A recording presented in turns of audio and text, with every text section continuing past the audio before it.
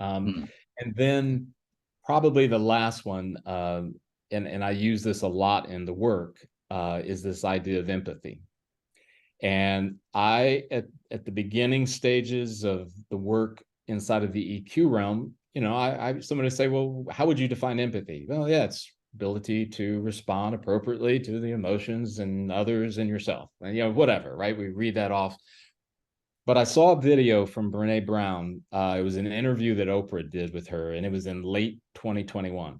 And I was never a big Brene Brown fan. And it wasn't that she said something I like offended me or I totally disagreed with. It was just, it's the reason why I like Miles Davis and not Travis Tritt.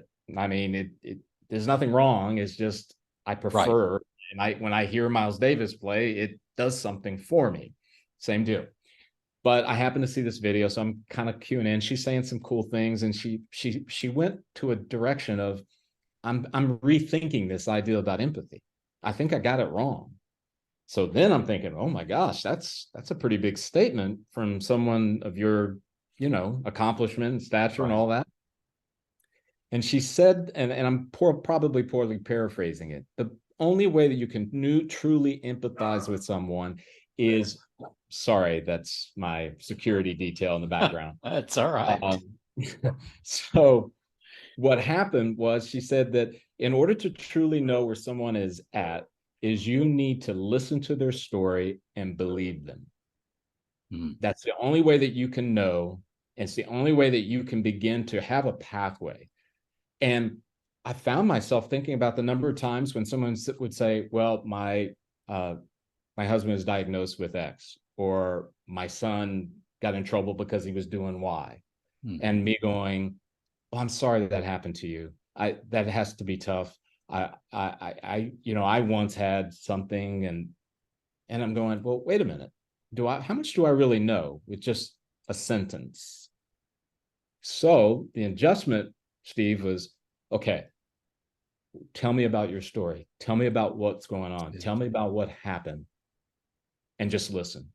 And you know what, Steve? And she included this in the video.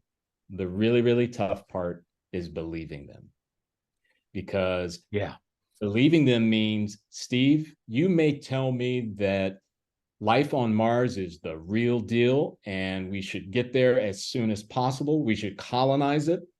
But Steve, if you start to utter that, and then after 2 seconds, I go, Steve, that's crazy. That doesn't know what's wrong with you. I mean, and I'm just waiting for you to stop so I can tell you how wrong you are, instead of, tell me more, Steve. Where did you get the information? What does it mean to you? And you know what? It's not a roundabout way for me to be able to Mm. convince Steve that he needs to change his mind. Yeah.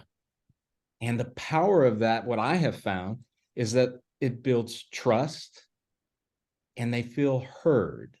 And Steve, I really firmly believe one of the ailments, if not, if I can compare it, one of the major, it's almost epidemic, is people not feeling like they've been heard.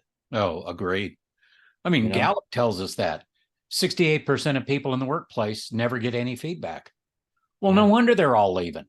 Yeah. I Yeah. mean, And Steve, oh, add to that, right?